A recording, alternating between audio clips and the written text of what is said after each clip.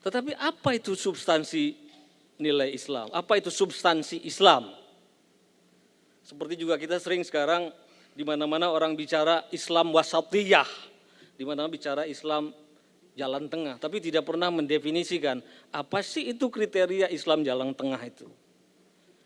Dan menurut saya substansi Islam atau dalam kehidupan publik, substansi Islam dalam politik, yaitu juga ekuivalen dengan Islam wasatiyah itu tidak lain tak bukan substansi Islam dalam politik itu adalah terkristalisasi dalam nilai-nilai Pancasila.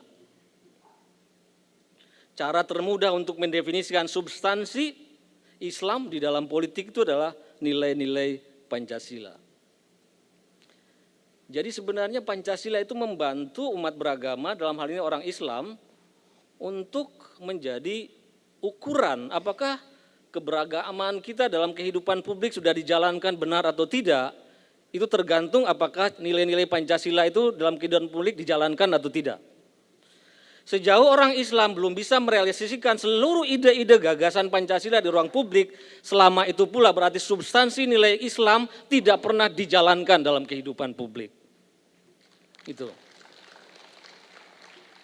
Nah, sebaliknya tadi, kalau Pancasila membantu orang-orang Islam untuk merealisasikan gagasan-gagasan etis Islam dalam kehidupan publik, sebaliknya agama, pesan-pesan ilahiyah menjadi sumber nilai dari Pancasila itu sendiri. Jadi keduanya saling membutuhkan. Pancasila merupakan perasan daripada gagasan-gagasan universal, cita-cita moral agama. Sebaliknya Pancasila bisa jadi indikator apakah keberagamaan kita sudah diwujudkan secara etis dan baik di ruang publik atau tidak. Oke. Berarti substansi nilai Islam ini pertama, kalau negara ini ingin benar, negara ini ingin bertahan dalam waktu, maka negara perlu memiliki basis landasan spiritual. Tidak ada peradaban yang bisa bertahan dalam waktu kalau peradaban itu tidak lagi memiliki visi spiritualitas. Cara terbaik untuk menjelaskan ini dari Toynbee, ahli sejarah kita. Dia melakukan survei terhadap lebih dari 20 peradaban komparatif, dan dia lihat peradaban yang bertahan dalam waktu dan peradaban mana yang tidak bertahan dalam waktu.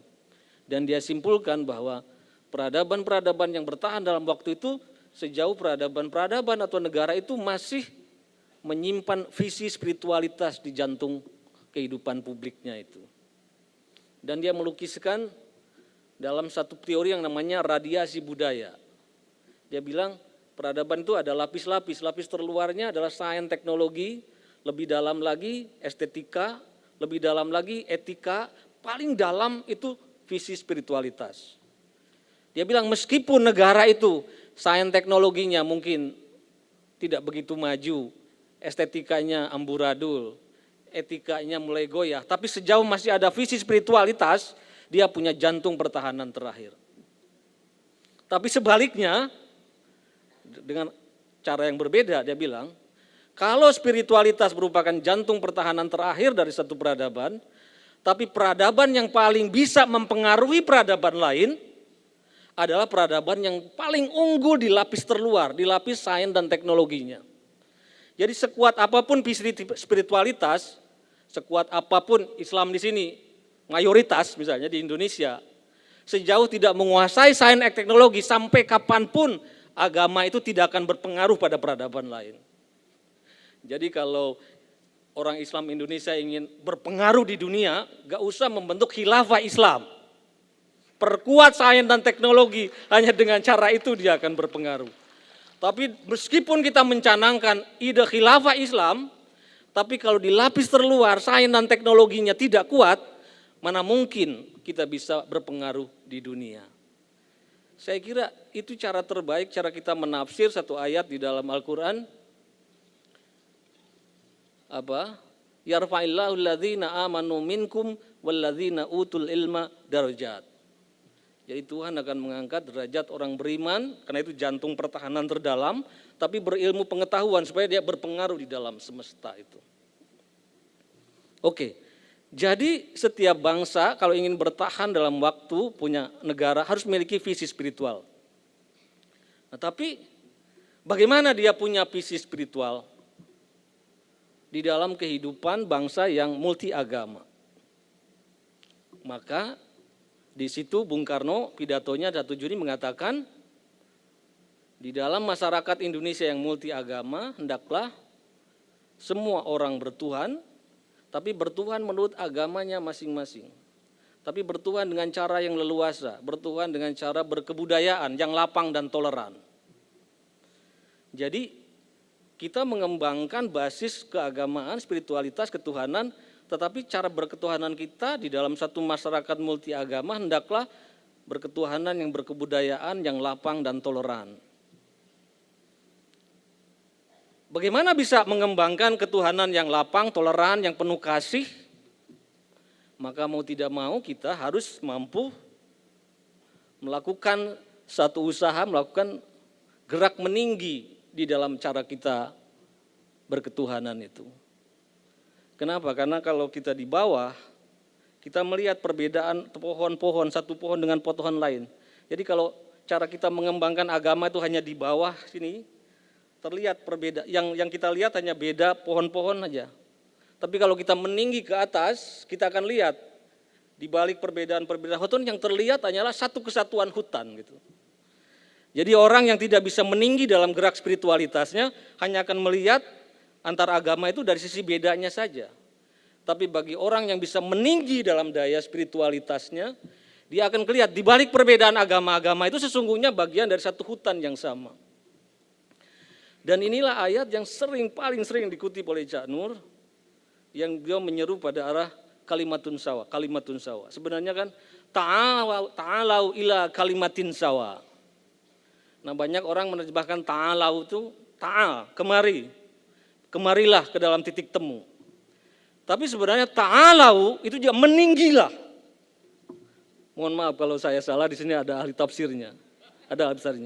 Meninggilah pada titik kalimat bersama itu. Hanya dengan jalan meninggi kita akan melihat di balik perbedaan agama-agama itu ternyata ada satu hutan ketuhanan yang sama. Ini ayat yang tidak pernah ditafsir secara benar. Saya hanya mendengar saja, jadi seolah-olah ahli tafsir. Nah, bagaimana supaya kita bisa masuk kepada gerak spiritual yang meninggi ke kalimatun sawa? Itu jalannya adalah jalan berketuhanan yang esa. Kalau kita ingin meninggi ke kalimatun sawa, jalan spiritualnya harus berketuhanan yang esa.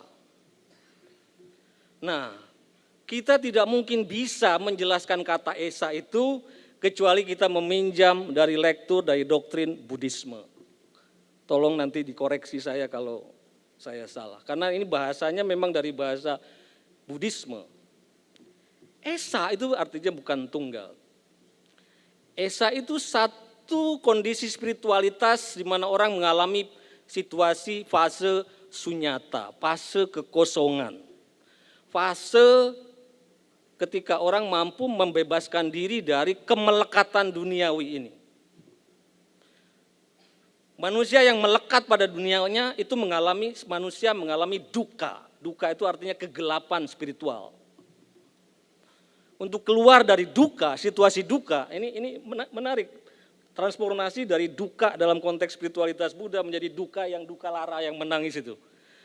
Duka itu kondisi kegelapan spiritual. Nah, untuk keluar daripada situasi duka itu kenapa? Karena kita melekat pada dunia. Diri kita melekat pada dunia. Maka kita harus mengalami satu fase kenosis, fase pengosongan, fase sunyata. Dengan cara, nah ini kalau di dalam Maslow aktualisasi, kebatinan mikrokosmos harus melebus dengan kebatinan makrokosmos. Jadi esa ini bukan tunggal tapi manunggal. Nah ini, manunggaling kaula Gusti itu. Jadi kita yang mikrokosmos harus menunggal, lebur di dalam kosmos. Itulah situasi ma'rifat di dalam Islam atau situasi moksa di dalam Hindu, situasi sunyata dalam Buddhisme.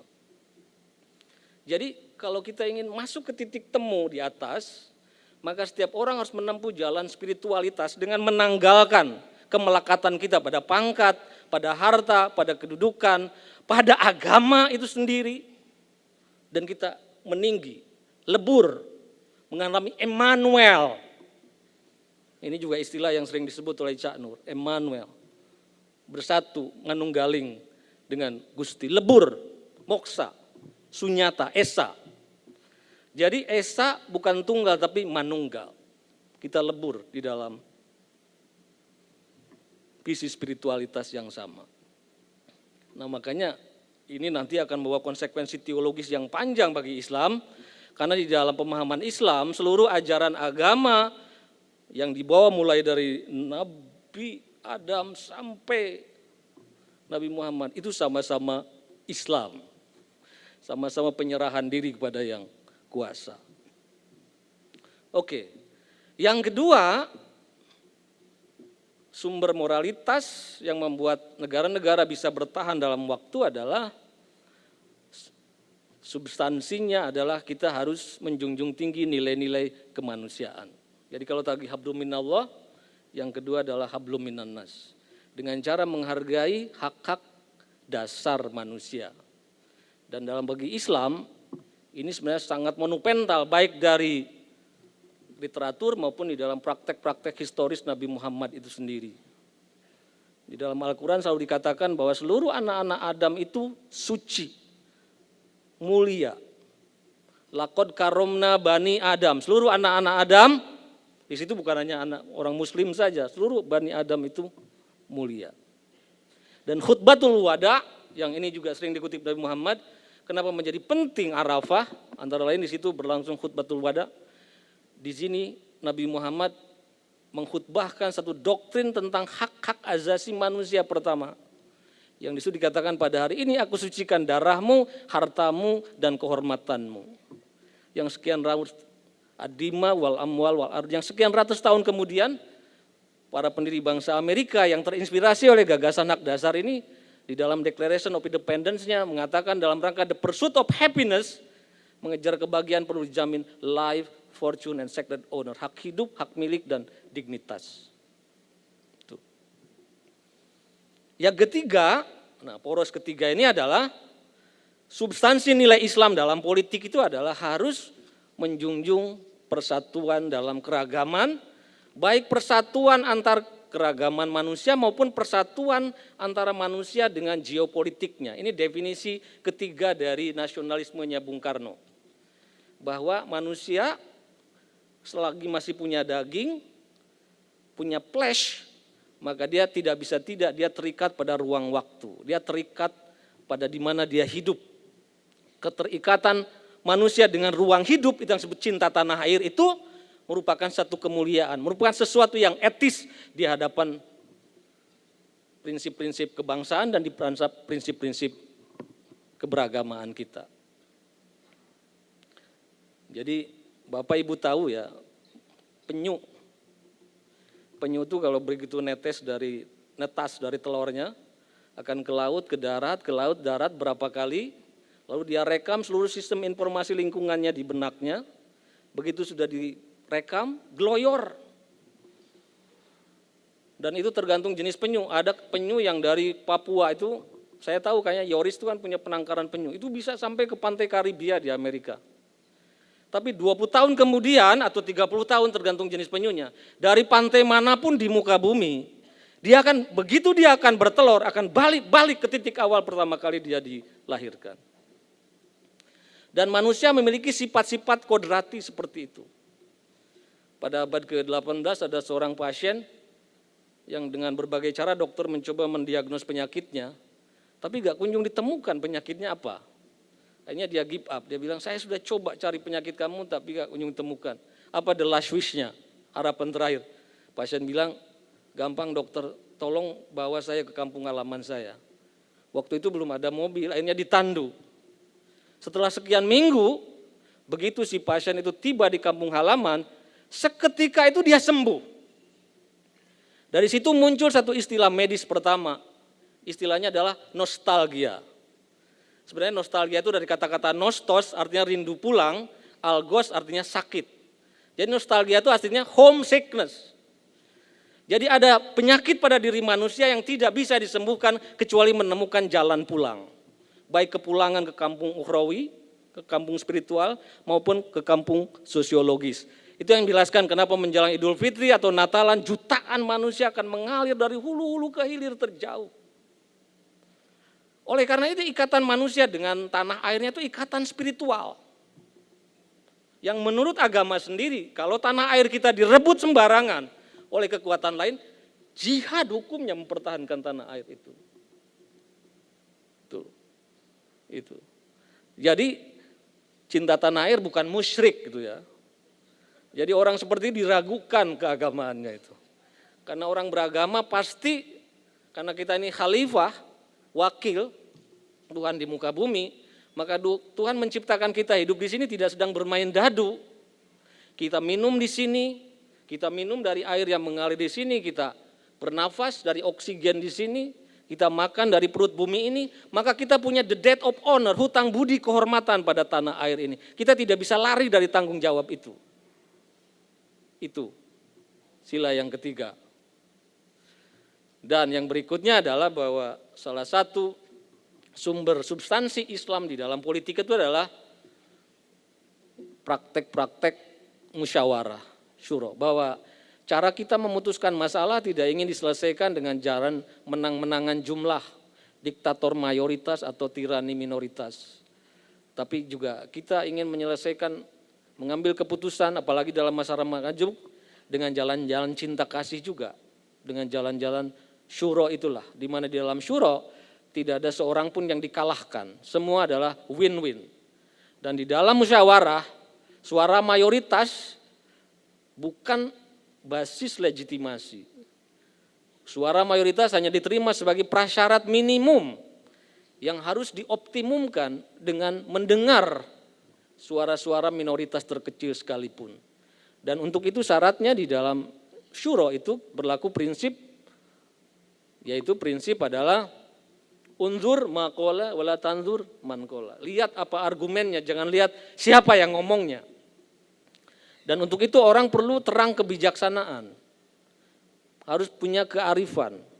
Harus bisa mendengar perkataan dari siapapun lalu mengambil yang terbaik. Alladzina yastami'una al-qaula fayattabi'una ahsanah. Ulaika hum ulul albab. Nah, menarik kata-kata hikmat kebijaksanaan. Kata-kata hikmah dalam bahasa Arab kita tahu, kearifan, kebijaksanaan. Tapi begitu diserap ke dalam bahasa Melayu, kata hikmat itu artinya kolektif, kolaboratif, konsensual. Jadi hikmat kebijaksanaan adalah kebijaksanaan kolektif, kebijaksanaan kolaboratif, kebijaksanaan kooperatif. Bukan atas dasar suara-suara dikte-dikte mayoritas semata. Oke, dan yang terakhir, apa itu adalah substansi Islam dalam politik adalah substansi keadilan, terutama keadilan yang dimensinya sosial ekonomi. Karena Islam sudah terlalu banyak, Al-Quran, hadis mengatakan bahwa sebenarnya kesejahteraan itu juga merupakan indikator pada arah manusia itu bisa jadi manusia etis, atau manusia yang baik, atau manusia yang zalim, durhaka. Bahwa bagaimanapun, kalau manusia itu kebutuhan dasarnya tidak terpenuhi, agamanya apapun, etnisnya apapun, pasti insting kebinatangannya akan muncul. Saya pun orang yang ngomong Pancasila terus, kalau lapar pasti teriak. Gitu. Dan kata Bung Karno, seseorang yang lapar tidak seketika jadi manusia etis hanya dengan dilempari buku kitab konstitusi. Gitu. Nah, jadi semua persoalan ini ujungnya adalah, dan ini yang selalu pesan bagaimana keadilan ini menjadi penting untuk ditegakkan. Jadi persatuan juga tidak bisa dijalankan tanpa diberlakukannya keadilan sosial. Makanya di kita ini sebenarnya Pancasila itu intinya adalah, sayang di sini tidak ada, jadi ketuhanan, persatuan, keadilan, itu saya poros utamanya itu. Ketuhanan, persatuan, dan keadilan. Dan kalau kita lihat juga di dalam Pancasila, kita lihat kerakyatan, demokrasi itu ada di sila keempat. Sila keempat diapit oleh sila ketiga dan diapit oleh sila kelima. Jadi menurut paham ini, demokrasi kita, pemerintahan kita hanya akan bisa dijalankan kalau punya prasyarat integrasi nasional. Karena manakala Maluku bergolak, Poso bergolak, kita tidak akan bisa menegakkan demokrasi. Sebaliknya, demokrasi yang benar harus bisa memperkuat persatuan nasional. Selanjutnya, setelah demokrasi dijalankan, dia harus mengarah kepada keadilan sosial. Dengan demokrasi bukan mengarah kepada ketidakadilan atau malah kesenjangan sosial. Dengan demokrasi justru harus semakin mengarah pada keadilan sosial. Manakala demokrasi mengarah pada kesenjangan sosial, berarti ada yang salah di dalam cara kita mempraktekkan demokrasi kita. Nah, namun antara persatuan dan keadilan ini tidak bisa di trade off, tidak bisa dipertukarkan. Maksudnya apa? Demi persatuan tidak boleh mengorbankan keadilan, tapi demi keadilan tidak boleh mengorbankan persatuan. Itu yang saya katakan. Sekarang ini ada godaan karena ada ketidakadilan, lalu ada godaan untuk merobek persatuan. Padahal sampai dunia kiamat pun keadilan tidak akan bisa dideliver kecuali dengan semangat kooperatif, semangat persatuan diperkuat. Kita bisa belajar dari kasus Malaysia. Tahun 60 ada kerusuhan anti China di sana karena dianggap kesenjangan sosial yang lebar. Akibatnya pemerintahan Malaysia memperlakukan kebijakan the new economic policy. Memberikan affirmative action tapi ditaruh atas pembelahan ras. Kaum Bumi Putra dikasih affirmative action yang Cina-nya 3. Dengan harapan kalau kesenjangan sosial bisa diciutkan, masa integrasi nasional persatuan nasionalnya makin kuat. Setelah setengah abad berlalu, kebetulan saya diundang ke Penang untuk mengevaluasi itu, dan mereka mendapati satu fakta yang menarik. Setelah 50 tahun memang kesenjangan sosial antara etnis Melayu dan Cina bisa diciutkan, meskipun melahirkan kesenjangan baru, yaitu ada antara elit Melayu dan elit Melayu, kesenjangan, karena yang elitnya dapat keuntungan dari pemburu rente kan, kesenjangan. Tapi oke lah, antara dua ras ini diciutkan, tapi harapan bahwa etnis Melayu dan Cina bisa lebih kuat bondingnya, tidak terjadi, even more divided gitu. Dari situ kita bisa simpulkan, keadilan memang necessary condition bagi persatuan, tapi not sufficient condition. Keadilan bukan sufficient condition bagi persatuan. Persatuan ini selain faktor keadilan memerlukan gini, perjumpaan-perjumpaan, ruang-ruang perjumpaan di antara kita. Dan terus terang waktu saya masih di UKP, banyak berkunjung dari Malaysia datang ke kantor kami dan mereka mengatakan, kami ingin belajar dari Indonesia. Loh, saya bilang enggak salah nih. Selama ini saya pikir kita yang belajar Malaysia. Gini Pak Yudi, mungkin kalau dari segi ekonomi Malaysia jauh lebih baiklah ketimbang Indonesia. Tapi kalau dari segi bangsa, Malaysia itu di jurang kehancuran. Dia bilang di sana kita sama-sama memperingati kemerdekaan Malaysia. Bahkan memperingati kemerdekaan Malaysia pun yang etnis Melayu, etnis Cina, etnis India tidak bertemu satu sama lain. Masing-masing di enklapnya masing-masing saja. Jadi Malaysia itu belum membentuk satu nation. Tapi Indonesia dengan kemajemukannya relatif peleburan-peleburan kultural antar etnis itu bisa terjadi. Dan itu aset yang luar biasa. Oke, ya kira itu yang. Mau kita beragama secara baik atau kita mau berbangsa baik, substansinya adalah mari kita betul-betul kita pahami, kita hayati dan kita jalankan secara konsisten. Pancasila bukannya sekedar alat politik atau sekedar lip service, tapi sungguh secara jujur kita terapkan seluruhnya, bukan sebagian-sebagian. Karena Pancasila itu kan ada yang sukanya sampai sila persatuan saja. Kalau sampai di situ konglomerat juga suka. Karena dengan begitu berarti kan mereka akan dibela apapun gitu. Tapi biasanya sulit ketika masuk sila 4, sila 5 mulai berguguran tuh. Jadi Pancasila harus seluruhnya dijalankan secara konsisten. Seluruh sila-silanya. Hanya dengan cara itu kita betul-betul bisa menjadi muslim 100% dan menjadi bangsa Indonesia 100%. Dan kita menjadi bangsa yang baldatun thayyibatun wa rabbun ghafur. Saya kira itu. Terima kasih. Assalamualaikum warahmatullahi wabarakatuh.